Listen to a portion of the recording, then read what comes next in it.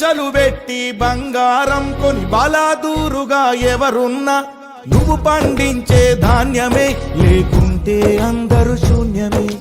కోట్లు పెట్టి బిల్డింగులు గట్టి అందులో తుల తూగుతూ ఉన్నా ఆకలైతే నీ అన్నమే, లేకుంటే అందరి బతుకులు సున్నమే. రాజులు మంత్రులు బలిసిన వాళ్ళు ఎవరైనా నీ మట్టిలో పంటే, లేకుంటే ఇక మన్నేలే. ఓ పంచభక్ష పరమాన్నం తిని నిన్ను పట్టించుకునే వాడు లేడు. రైతు రైతు రైతో పాడు